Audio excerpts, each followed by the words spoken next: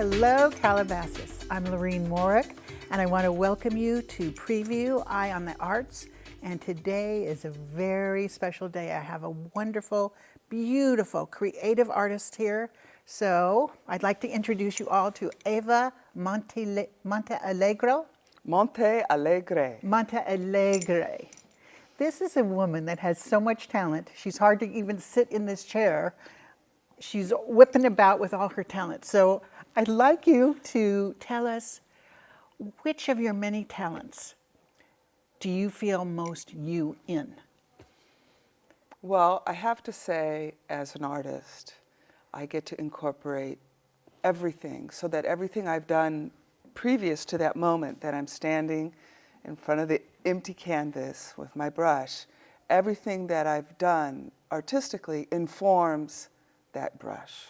So because I have a theater background, a film background, I have a writing background, when I paint, I'm experiencing all those things even though I'm using paint and canvas, because I'm telling my story, I'm communicating my story. It's as if it's being imbued into the paint, into the canvas right there. So I can't help but tell a story. I can't help but have my emotions. When you are a theater person, your emotions become your vocabulary. It becomes something that you have immediate access to. So I feel so privileged that when I'm doing my art, whether it's mask and costume, soft sculpture, or paintings, I get to access all of that. So You are all of that, that's for sure. I'm really like these stags. I know that you have another name for them. What do you call that? dream deers. Oh, dream deers. I think that's a really good name for these. And what kind of, do you use oil paints or? Well, what I'm trying to accomplish with the dream deer paintings is to create a texture that is not unlike being inside a cave. Because I did a little research and I found out that all over the world, in all the caves, all the ancient caves, all the ancient artists did deers. So this is something that all people have in common. We all have that heritage in common. So that's why I call them dream deers, because it was the artist or the shaman's job in those days to create imagery that helped their tribe, their people, go through transformations, whether it was a rite of passage or to create more abundance and prosperity, to survive, And so I thought, ooh, wouldn't it be fun to bring that image, that icon, back into our modern day consciousness at a time when there's a lot of things that are in crisis in the world. And it's a playful, joyful, and very successful animal. It looks beautiful. It looks three-dimensional as well as imaginary at the same time. Probably much like the cave work of early man or primitive man. So every civilization had a deer.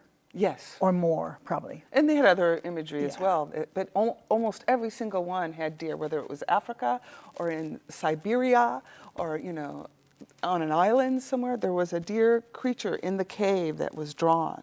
So, now reindeers, both male and females, have the big antlers. But in a lot of the others, the females don't have the antlers. So I've done a lot of antler deers. And then, of course, I do the females without the antlers. They have a quality of femininity that is, immediately apparent, and I think is a wonderful thing for us to embrace. I think the whole series is beautiful, and all the deers, the boys, the girls, the whole thing is really nice and really moving. They seem like they're passing through time, and all your emotions seem to be built into these beautiful dream pictures. What I was trying to accomplish was to access like the ancient drawings and also have sort of like the new like graphic design, the things about art now, and to try to have them have a meeting place. So that's part of why they're very dark, is to sort of capture the essence of the shape and then put them on texture that's like a cave, but also let some of the new modern art be part of it as well. Do you do portraits? Oh, I do. Oh, yeah? Yes, I do some wonderful, I think they're wonderful, Yeah. portraits of people. And they may not look exactly like them, but a lot of people do recognize the people. Again, it's an effort to capture their essence. Definitely. I'm sure the essence is coming out on all those portraits. Okay, let's talk about these fabulous masks and costumes. Did you make the mask and the costume? Well, I often do make the costume as well, or sometimes I piece together recycled clothing.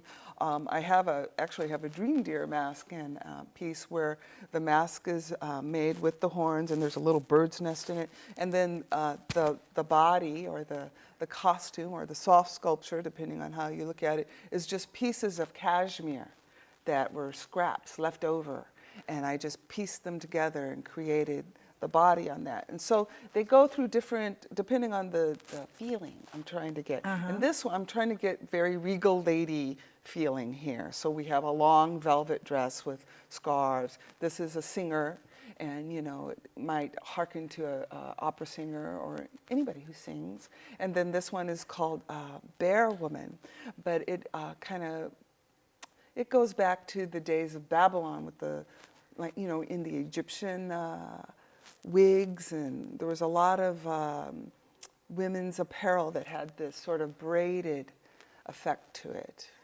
And these hanging trundles, are they, what material are they? Those are a combination of yarns, you know, like the old boring classical yarn, and then some sparkly yarns, or sometimes I'll put in a strip of leather or a gold braid, you know. So a lot of the things I put in my work are recycled. Some are new items, you know, that I bought because I just had to have it, or, you know.